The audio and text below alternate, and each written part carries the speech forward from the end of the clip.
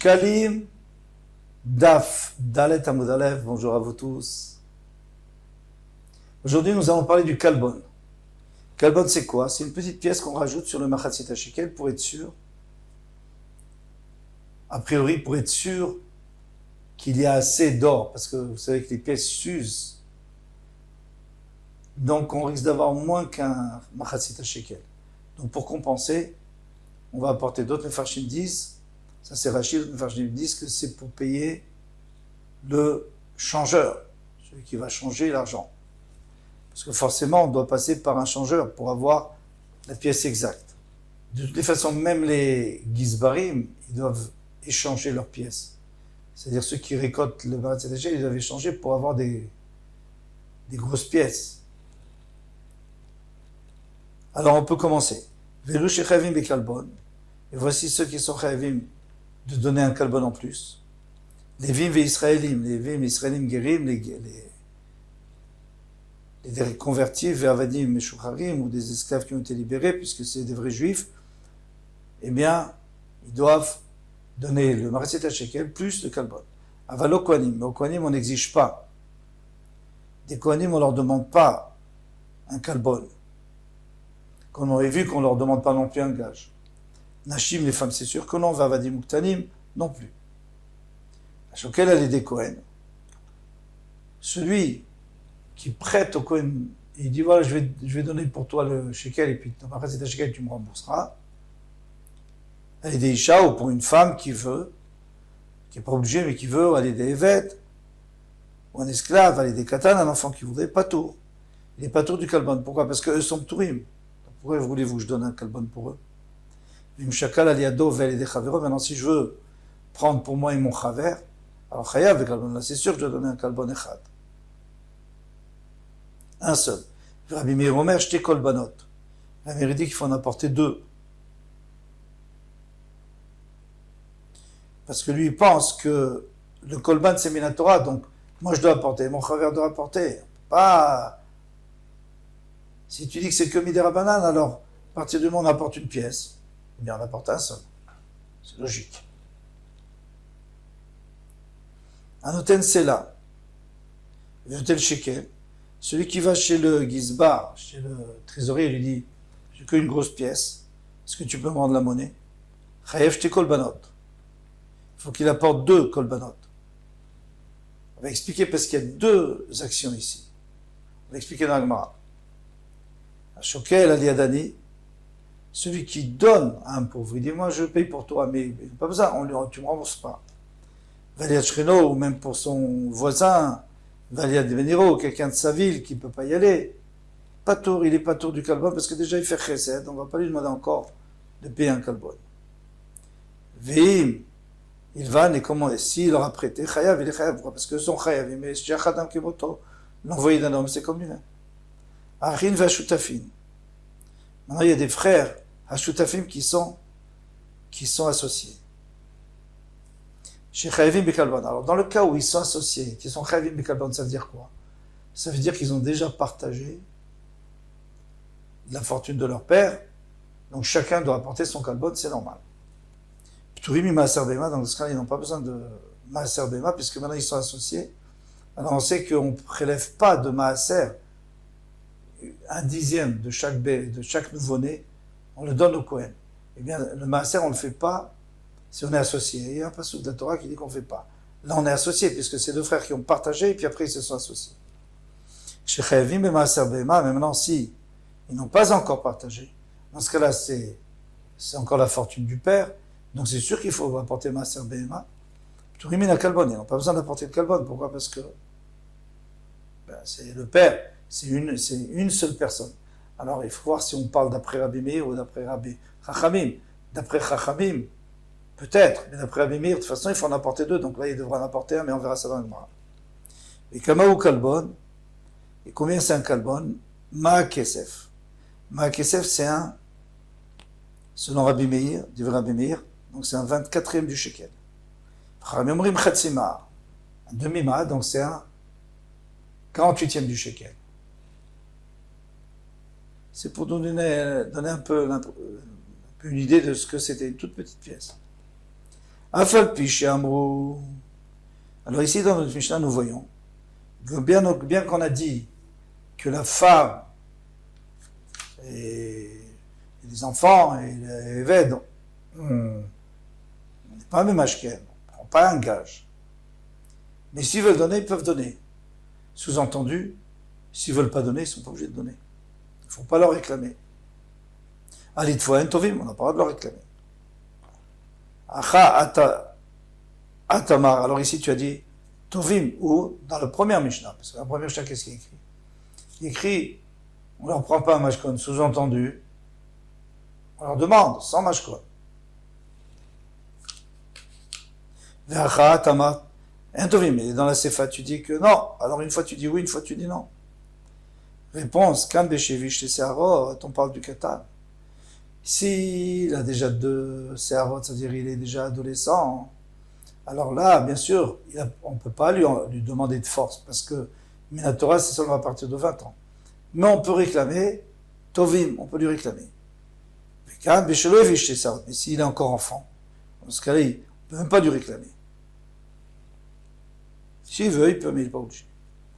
Voilà, maintenant on va essayer de développer un Ochi Ve'akoti. Alors on a vu dans la Mishnah que le Goy et le Kuti, eh bien, ni ils donnent un shekel, les shkalim, ni on ne reçoit pas non plus leurs oiseaux qu'ils apportent pour Zava ou Zav. Amarava, Rava a dit, Tifater Kemandamar Kuti, Kenochi, tu es obligé de dire, pour comprendre notre Mishnah, qu'on parle d'après celui qui dit qu'un Kuti, c'est comme un Goy. Parce que sinon, pourquoi tu n'accepterais pas si c'est un juif? Il palguine, parce qu'il y a une marloquette, Kuti, Kenochi, dit Rabbi, selon Rabbi Nakadosh, le Kuti, c'est comme un Goy, parce qu'on a attrapé qu'il faisait Avodazara, donc c'est pas des vrais convertis. Kuti, qui est Israël, il dit, il était converti, donc il reste à Israël pour tout. Mishnah va d'après Rabbi, très bien. Amar Rabbi Lazar. Alors là-bas, Rabbi Lazar il dit, Matitin Benochim. Notre Mishnah, quand elle a dit qu'on n'accepte pas, c'est des goïms. Alva Bekutim, là, mais pour les Kutim, on accepte. Il faut voir comment ça rentre dans les mots de la Mishnah, parce qu'on a parlé des Kutim. Vetane Ken, on a même une braïta qui dit ainsi. Adam, les rabbot et aguérim. Adam, c'est pour inclure tous les guérim, puisqu'il y a écrit Adam qui a écrit Mikem. Alors Adam, ça vient inclure même quelqu'un qui n'est pas vraiment à Israël depuis toujours, c'est un guerre. Et Mikem, c'est pour exclure, puisqu'il y a écrit Mikem, c'est-à-dire une partie de vous. C'est pour exclure ceux qui ne croient pas en la Torah. Le Tzetamomarim, même s'ils sont juifs. Donc, ok, très bien. Je suis d'accord avec toi. Mais notre Mishnah, Matniti, notre Mishnah pliquait Rabbi Elazar. La machloquette entre Rabbi Elazar. Avant, on avait pris Lazare, mais si on dit Rabbi Elazar, c'est la même chose. Pourquoi? Parce qu'il y a écrit Mekablim Mehem, Kane Zavin, Vezavot, Kane Yoldot. On n'accepte rien d'eux.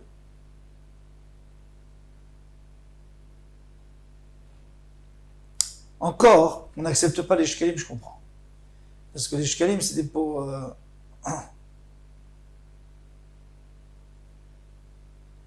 Parce qu'on avait dit qu'il y avait une histoire avec les Koutim qui voulaient donner de l'argent pour ralentir la construction de Beth Amikdash. Donc on n'a pas accepté, au temps de Ezra. Maintenant, En Mekablim Miyadam Kane Zavin Vezavot, Kane Yoldot.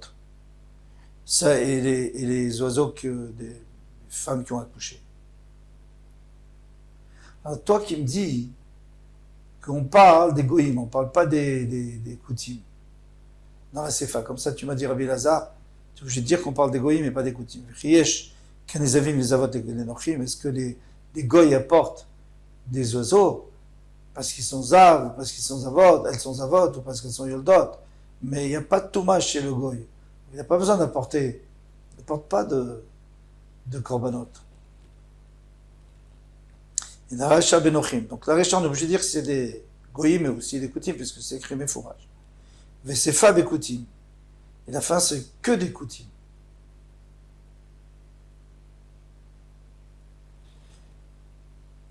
Donc, pourquoi? Ça ne peut pas être des goyim. Donc, puisqu'on parle de zavin et les avot, on parle des koutim.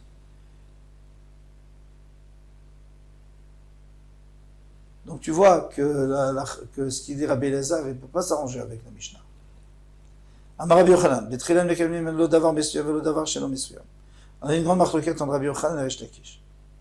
Au début, c'est quand ils veulent construire le Beth Amikdash, on n'accepte rien des koutim, parce que c'est juste pour nous ralentir. Parce qu'ils vont promettre et ils ne vont pas apporter, comme au temps de Ezra. Lo davar mesuyam, quelque chose qui est précis. Ils disent, voilà, moi je donne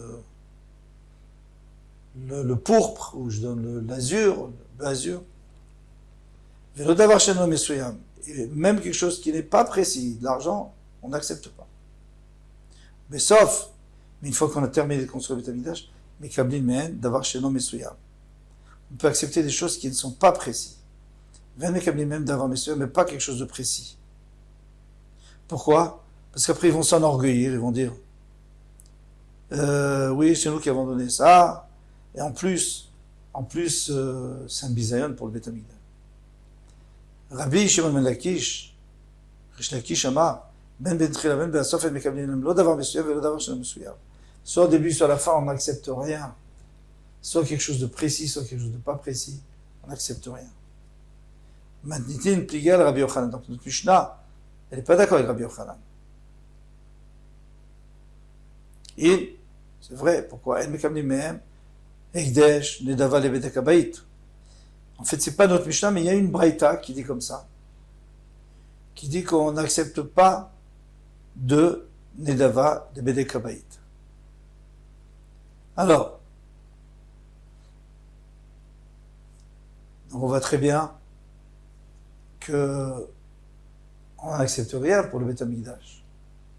Batarla ben betrila ben besof, ou bilvad d'avoir mesuyam. Donc tu es obligé de dire, pour t'arranger avec Rabbi Yochanan, tu peux dire, c'est vrai qu'on n'accepte pas ni au début ni à la fin, mais c'est quelque chose de précis. Mais si c'est quelque chose de pas précis, on accepte à la fin, comme avait dit Rabbi Yochanan. Rabbi Shimon ben Lakish amar ben betrila ben basof, en mekablim mehem lo davar mesuyam. Lui, Rabbi Reish Lakish, de toute façon, on n'accepte rien, ni au début, ni à la fin. Matnitin plié, alors moi j'ai une braïta qui contredit Rabbi Shimon ben Lakish. Détané à kol shavim shenodrim venidarim. Tout le monde est d'accord qu'on ne peut pas être noder. C'est-à-dire, on ne peut pas, si eux, les goyim, tout ça, ils veulent offrir au Beth Amikdash, ils ne peuvent pas offrir.